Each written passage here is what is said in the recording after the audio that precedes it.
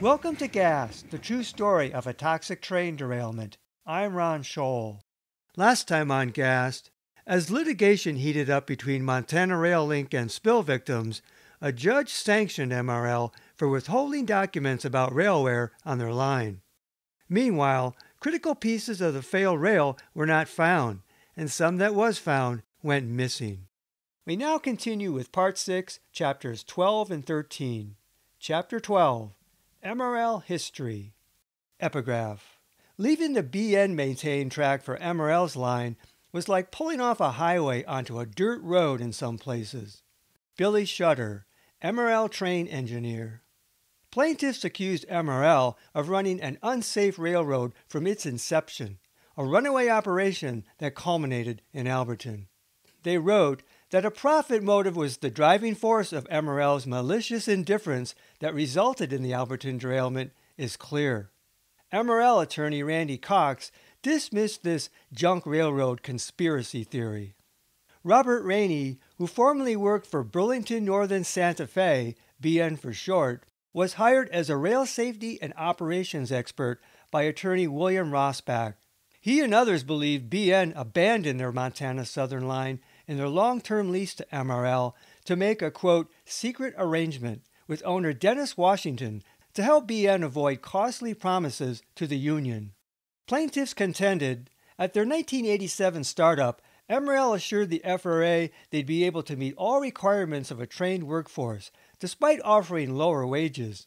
Attorney Xander Blewett contended that more BN employees than expected declined to work for MRL, who ultimately hired a large number of inexperienced and poorly trained workers. Blewett said the subsequent hasty startup resulted in an unsafe and dangerous railroad. MRL President William Brodsky said about 50% of MRL's 550 startup employees came from BN, but only another 25% had experience with other railroads. Rainey claimed MRL originally used inferior equipment and inexperienced people and continued running that railroad for years before those people were properly trained and tested, he said. Following several accidents in early operations, Gary Wild, MRL's Vice President of Operations and head of the safety program, testified before the Interstate Commerce Commission in 1989 against allegations that MRL cut corners for safety. Critics claim MRL ran longer trains and longer shifts while reducing crews, wages, and cabooses. Wild admitted MRL paid less than BN and reduced crews. In February 1989, a runaway MRL train ran uncontrolled 9 miles downhill to Helena, where it crashed. Fuel fires exploded a tank of isopropyl alcohol and hydrogen peroxide, damaging buildings a mile away, knocking out electricity and causing millions of dollars in damage. 3,500 people evacuated. The derailment included several chlorine cars that did not rupture. Wild told the ICC that year, there was virtually no chance that the integrity of the cars would have been breached, given the special construction of chlorine tank cars. Critics claim the explosions might have ruptured a chlorine tanker. Wild retorted that we were about as equally lucky that the chlorine tank cars were not struck by a meteorite. Wild emphasized the obvious. Accidents were not good for business.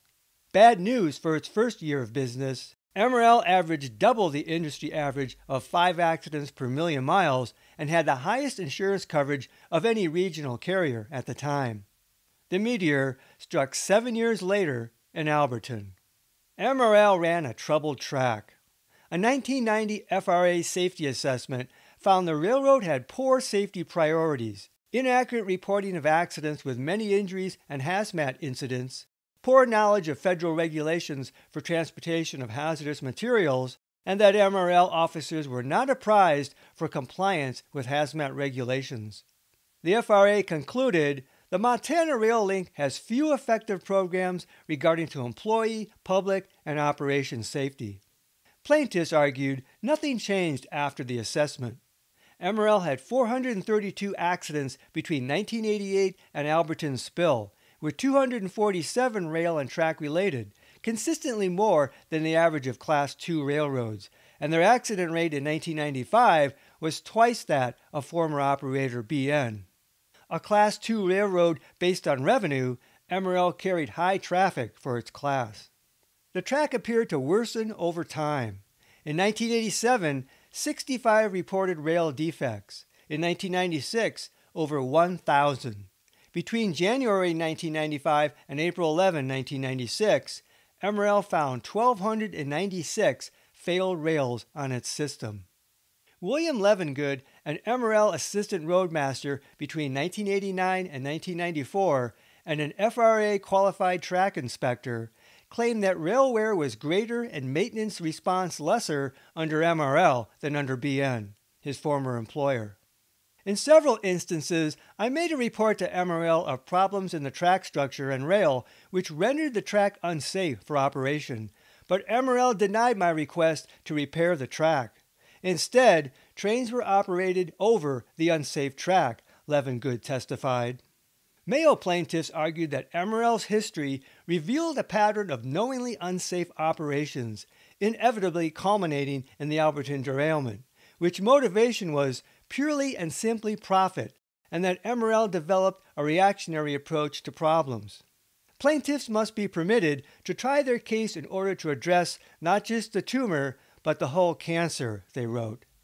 The FRA revisited MRL with a 1995 safety assurance and compliance audit that included listening sessions with employees to address systemic safety issues. The FRA got an earful. Under operating issues, MRL employees said dispatchers were overworked. All operating employees worked exhausted, and many were poorly trained or incompetent. Under track issues, MRL didn't address all safety issues. Some FRA track regulation violations were ignored. Some unqualified persons inspected track. And under hazardous materials issues, many clerks and carmen were poorly trained in hazmat. Train consists were often incorrect, and hazmat information wasn't immediately accessible in emergencies. As a result of the audit, MRL made some changes, but the FRA noted in October 1995 that MRL is experiencing an increased number of train accidents, particularly in human factor cause codes, reversing the downward trend between 1993 and 94. The FRA also noted it is likely that MRL personnel could not identify the product or a car location to emergency services personnel in the event of a train accident or hazardous materials release. They recommended improved hazmat training. The FRA found that the majority of MRL employees worked in a safe manner, but many worked consecutive 11 to 12-hour days for weeks at a time, without opportunity for time off. Finally, the FRA noted MRL's train accident rate had risen 57% for the first half of 1995. MRL's accident rate per million train miles of operation threatened to reach a decade high. The sum of these red flags was troubling. An increasing accident rate, overworked employees, and insufficient handling and knowledge of dangerous cargo. And lots of failed rail. MRL set goals to reduce the accident rate by over half in 1996. But in March 1996, just a month before the Alberton derailment, the FRA reported on an announced follow-up February site review.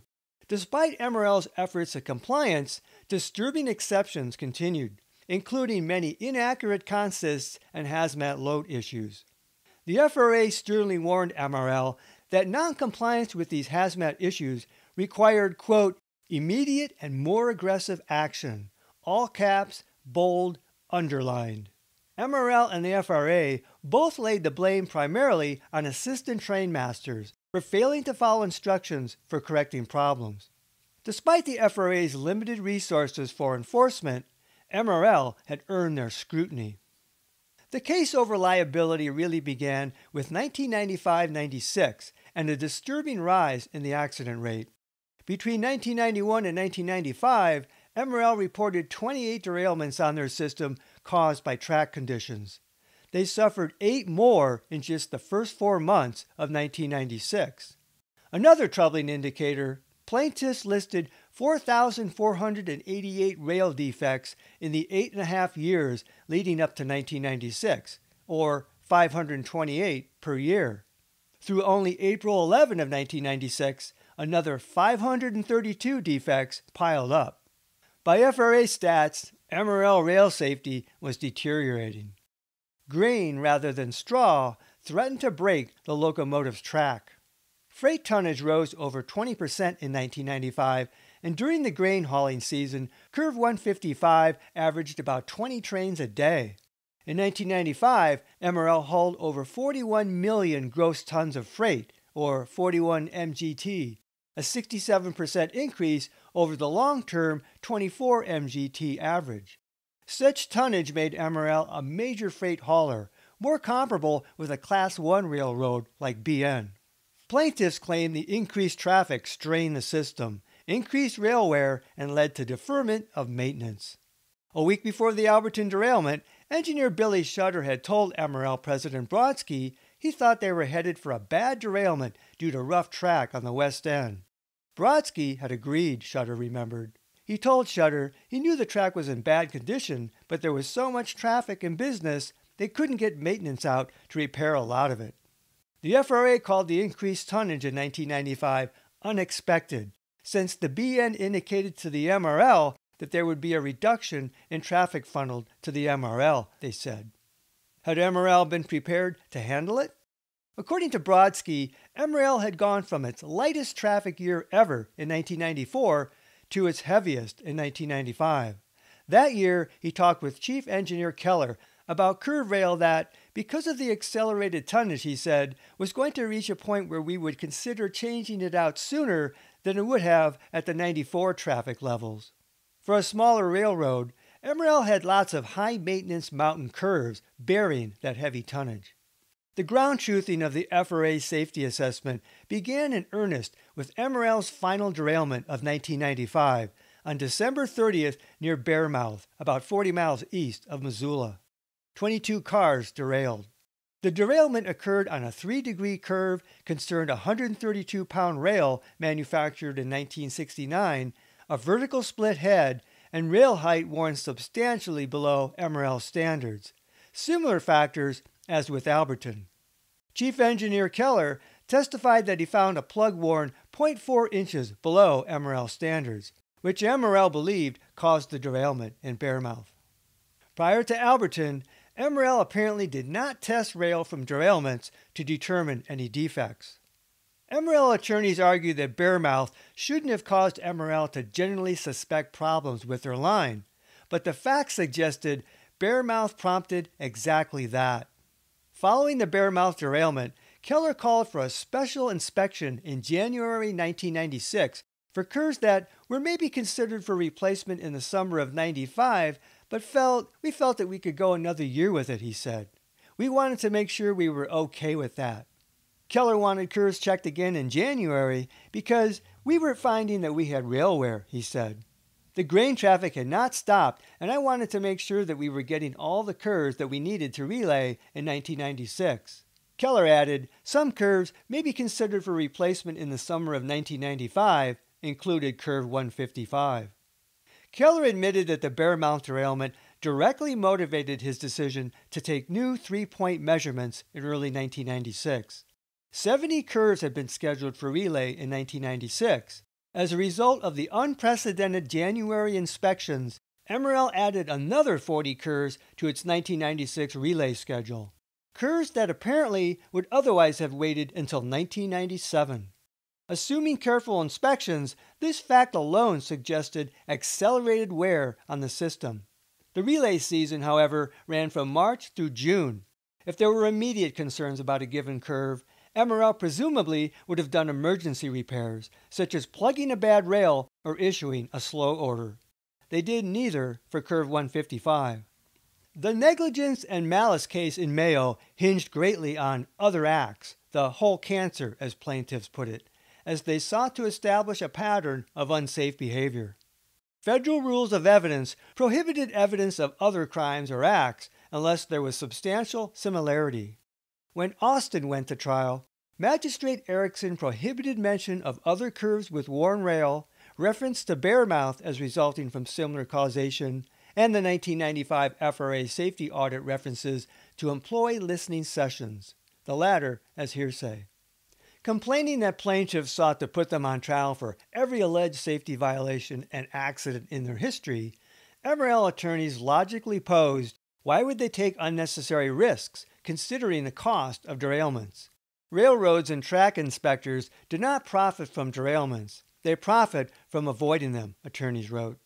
When asked by a plaintiff attorney if safety came over profit, Roadmaster Augie Cantu testified, "If we are safe, we don't derail. We don't hurt people. Then I don't have to sit here with you guys taking money away from the railroad.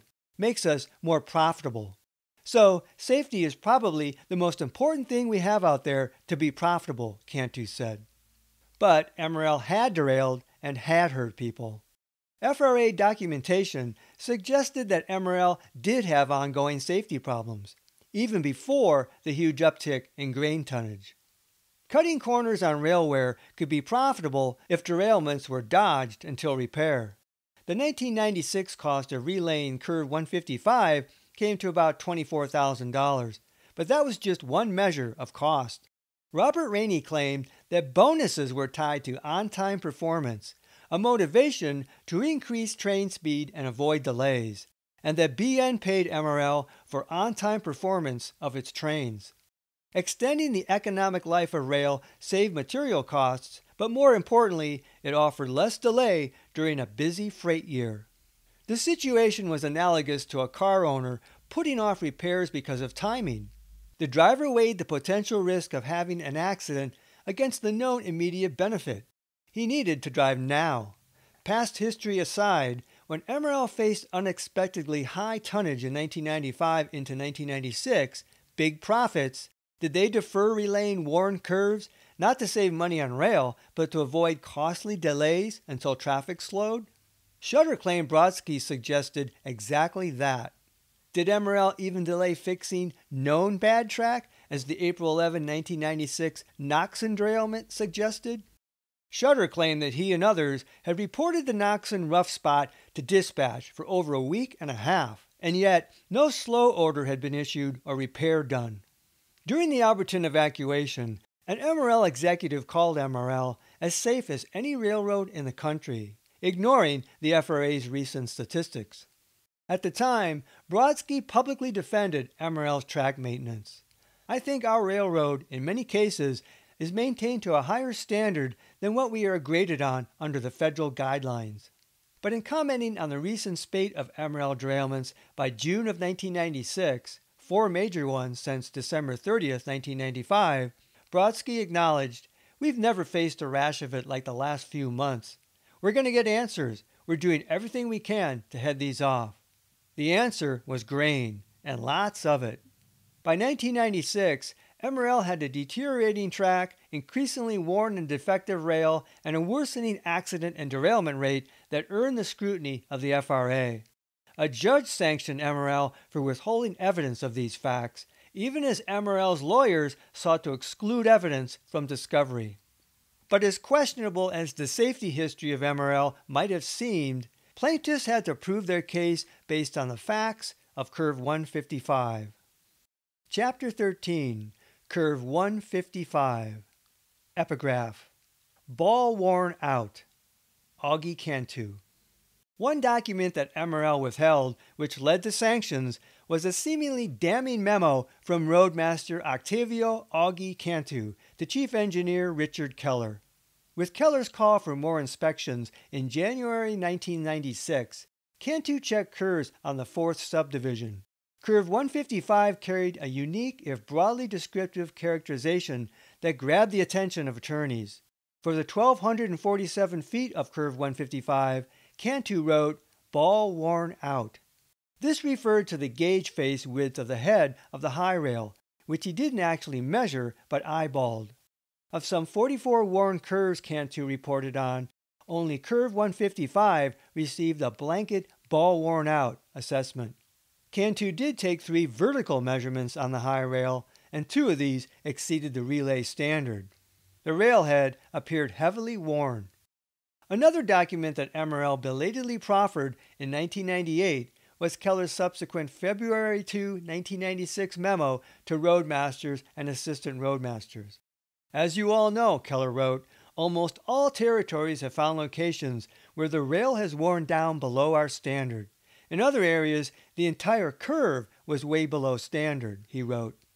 During the assistant roadmaster's yearly walking inspections, if rail now showed wear within 1/10 of an inch of standards, Keller wanted the entire curve checked for consistency of width and height. Check for plugs cut in, or parts of the curve that may be wearing out faster than the rest of the curve, he wrote. Keller also said to carry height and width calipers. He admitted in trial that some assistant roadmasters had not had them in 1996, noting they cost $200 each. Keller admitted the purpose of the memo was to chew guys out, to do more checks, and to know the condition of their territory. Keller's memo noted, certainly with the heavy grain and coal trains, the rail wears faster than just the regular merchandise trains. It is imperative that rail and curves that are close to replacement be checked more than once per year. MRL would argue Curve 155 was put into relay in a timely fashion in business as usual.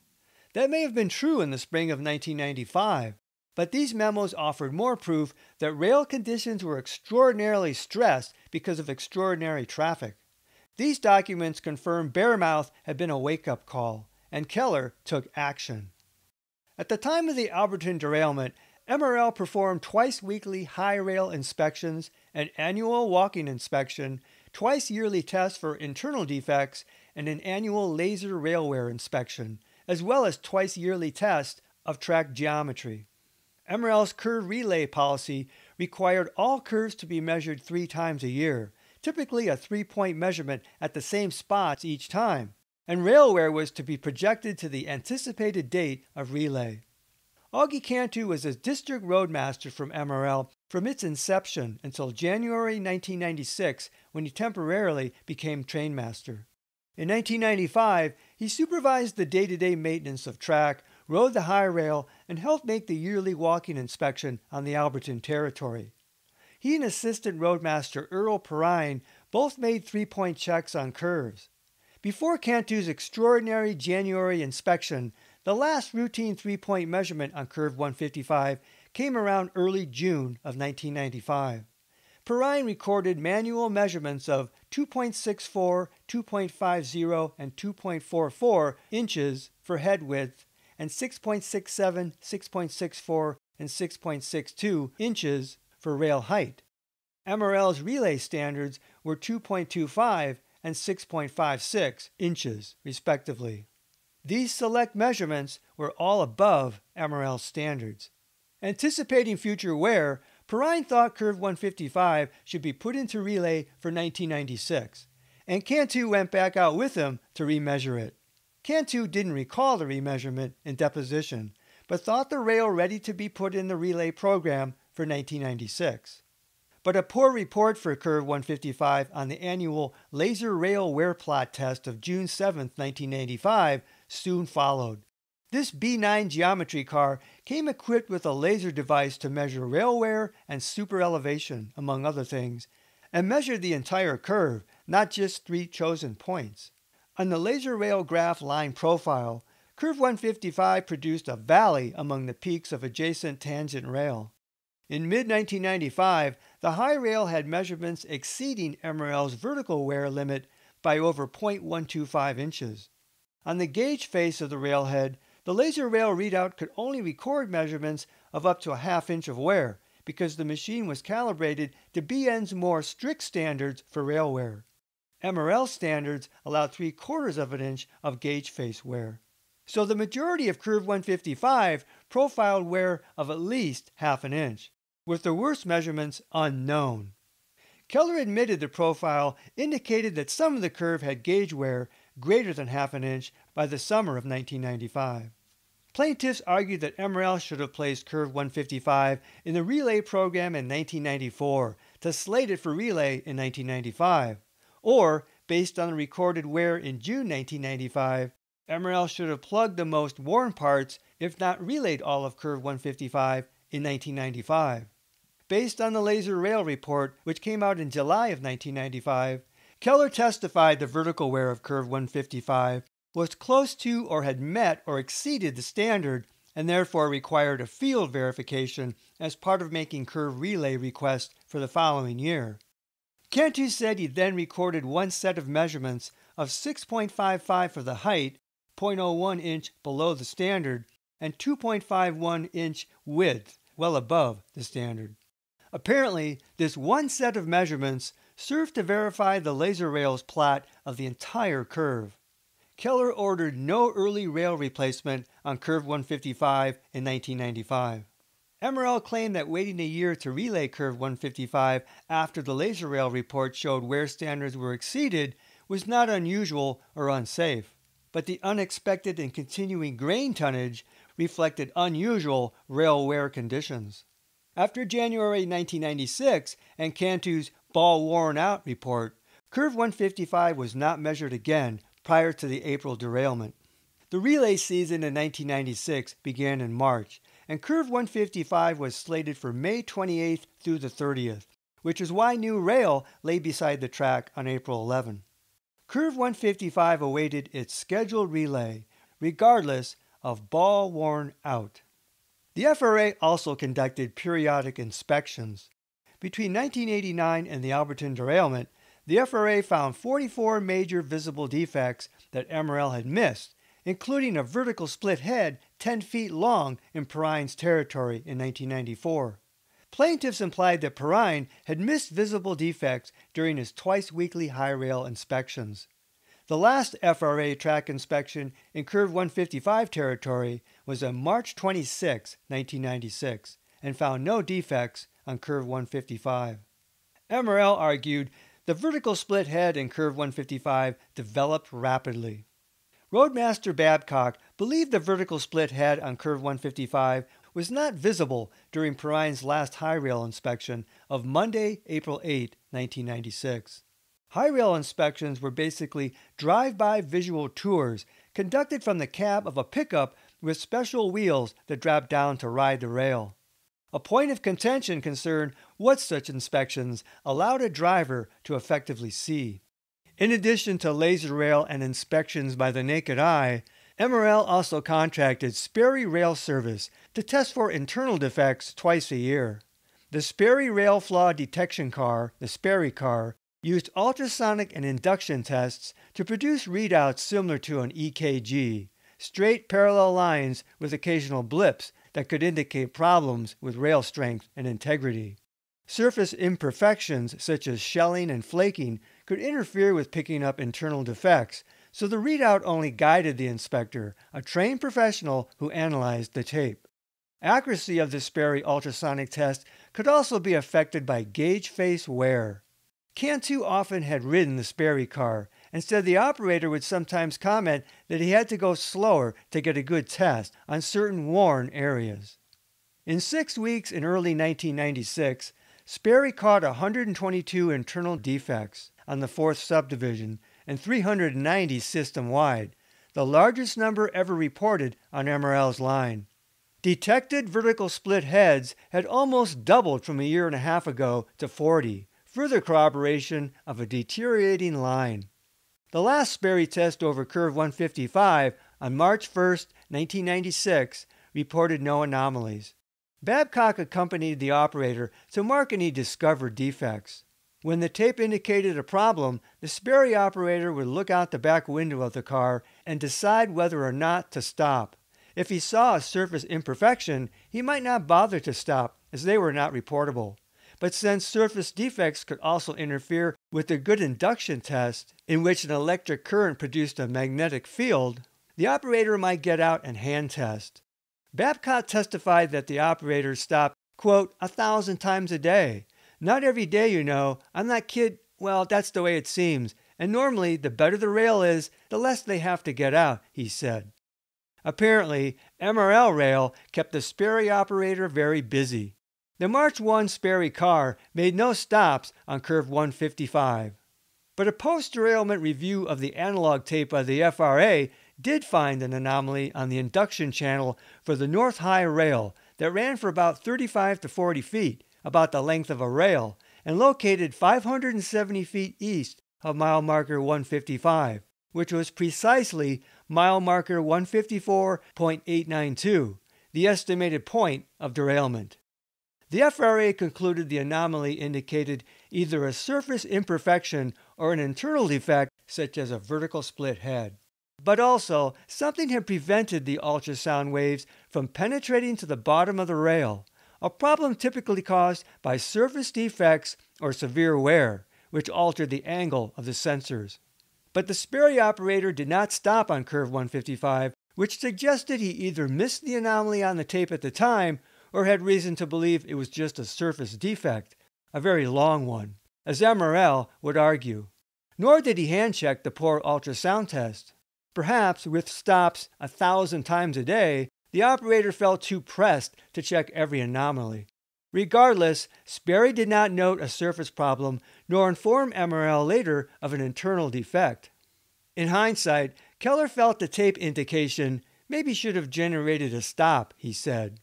Keller acknowledged that there had been times when Sperry did not report a defect and then a service failure due to a defect, including a vertical split head, had occurred. Something had been indicated on the tape at the estimated point of derailment. In hindsight, the anomaly was highly likely a long internal defect. Critical of Sperry, on June 11, 1996, Keller wrote Sperry Rail Service to complain. Informed by the FRA, Keller, if not MRL's lawyers, thought the curve 155 anomaly likely indicated a vertical split head, and Sperry had missed it. After the April 8 high rail inspection on curve 155 by Perrine, in which he noted no visual defects, finally came the engine crews, which Cantu called the best source of information because they saw change occurring from shift to shift. MRL attorneys claimed the crews in the days prior to the derailment reported nothing. Regardless of whether Sperry missed sign of an internal defect, no curve 155 inspection had noted an external sign of a vertical split head prior to the derailment. But the wear on curve 155 and on the failed rail didn't help MRL's case, nor did their withholding of wear documents. Plaintiffs argue that based on wear data, curve 155 should have been relayed earlier, especially with freight tonnage remaining high, that more careful inspections would have detected the vertical split head, and that wear on low-quality A-rail precipitated the VSH forming.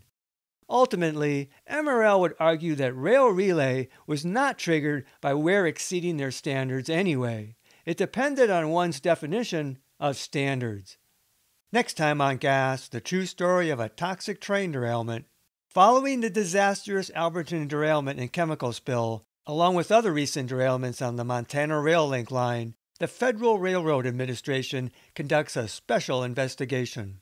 We also take a closer look at a VSH, a vertical split head, and how they form in a rail and cause failure. Until then, this is Ron Scholl. Thanks for listening.